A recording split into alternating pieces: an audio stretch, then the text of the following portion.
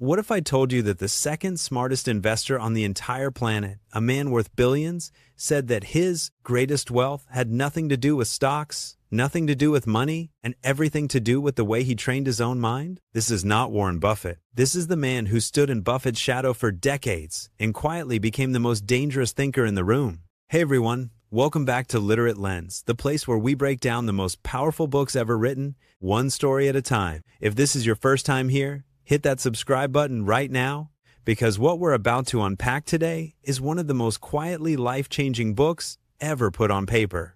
And trust me, you don't want to miss a single word. His name was Charlie Munger, and for over 50 years, he sat quietly beside Warren Buffett at Berkshire Hathaway, not as a follower, but as the sharpest mind in the room. While the world celebrated Buffett, Munger was the one whispering the real secrets, the ones that actually built the empire. And when a group of devoted admirers decided to compile his greatest lessons, his sharpest speeches, and his most honest reflections into one single book, they called it Poor Charlie's Almanack. Not because Charlie was poor. He was one of the wealthiest men alive. They called it that because Charlie himself always believed that a man's true wealth was never measured in dollars. It was measured in how clearly he could see the world and how honestly he could live in it. This book is not a textbook.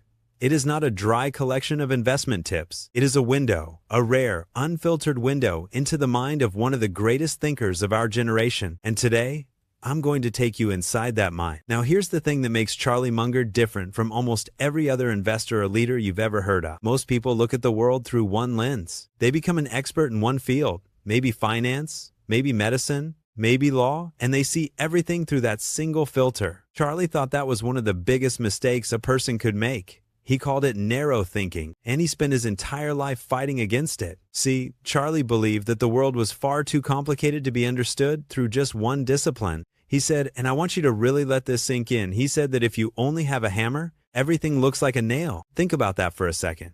If the only tool you have is one way of thinking, then every problem you face is going to look the same.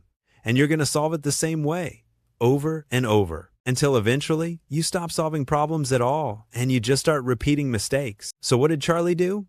He did something radical. He decided to become a student of everything. Not just finance, not just business. He studied psychology. He studied biology. He studied history, philosophy, physics, chemistry, you name it. Charlie read it. And he wove all of those ideas together into what he called mental models. Mental models are basically frameworks, ways of thinking that you borrow from one field and apply to another. And when you stack enough of them together, something magical happens. You start seeing patterns that nobody else can see. You start connecting dots that everyone else missed. And that right there is the secret weapon that made Charlie Munger extraordinary. But here's where the story gets deeply personal. And this is the part that I think will stay with you long after this video ends.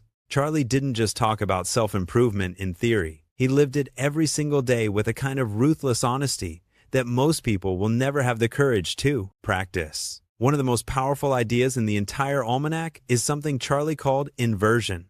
And it's beautifully simple. Instead of asking yourself, how do I succeed? You flip the question entirely.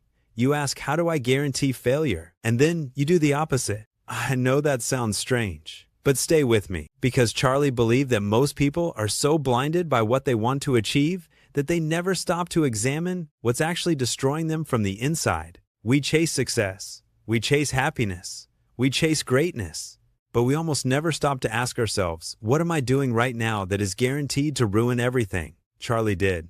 Every single day. He would sit with himself, no distractions, no noise, and he would honestly, painfully, brutally ask that question. Am I being lazy? Am I being dishonest? Am I letting my ego get in the way?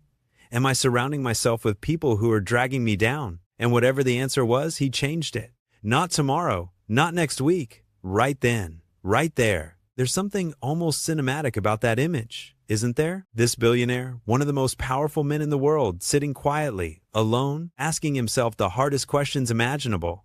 Not because someone forced him to, but because he genuinely believed that the only way to build something great was to first destroy everything inside you that was broken. And that takes a kind of courage that no amount of money can buy. Now let's talk about something that Charlie was absolutely obsessed with. And it's something that applies to every single one of us watching right now. Charlie was fascinated by the ways in which the human mind deceives itself. He studied cognitive biases, the invisible traps that our brains set for us without us ever realizing it. And he cataloged dozens of them, but the one that haunted him the most, the one he kept coming back to, was confirmation bias. Confirmation bias is this deeply human tendency to only pay attention to information that already agrees with what we believe and to completely ignore anything that challenges us. Think about the last time someone disagreed with you about something.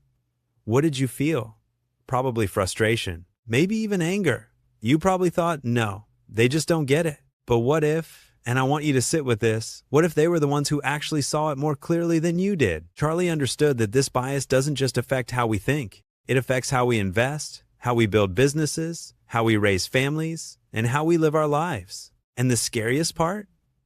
We don't even know it's happening. That's why Charlie spent so much of his life deliberately seeking out opinions that made him uncomfortable. He would go out of his way to talk to people who disagreed with him, not to argue, but to understand. Because he knew that the moment you stop listening to voices that challenge you is the moment you start going backwards. And in Charlie's world, going backwards was never an option. But underneath all of these brilliant ideas, the mental models, the inversion, the bias hunting, there was one thread that tied everything together. And it was something far simpler than any of us might expect. Charlie Munger believed, with every fiber of his being, that character was everything.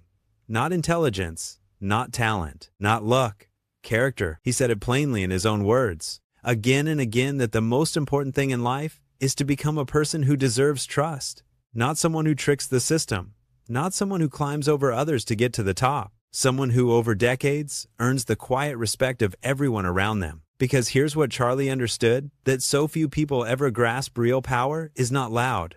Real power is not flashy. Real power is the kind that builds slowly, quietly, through years and years of doing the right thing, even when no one is watching. Especially when no one is watching. And that, more than any stock pick or business strategy, is the real lesson of poor Charlie's Almanack. So the next time you find yourself chasing something: success, money, recognition, I want you to pause. And I want you to remember Charlie Munger, a man who had everything the world says matters, and chose instead to spend his life becoming the kind of person who saw the world more clearly than almost anyone else alive. That is what this book is really about. Not wealth, not fame, clarity, honesty, and the quiet, unshakable strength of a well-built character. If this video made you think, even for just a moment, do me a favor. Subscribe to Literate Lens. Share this with someone who needs to hear it. And leave a comment below telling me what's one mental model that changed the way you see the world. I read every single one. Until next time, keep reading, keep thinking, and keep seeing the world just a little bit more clearly than you did yesterday.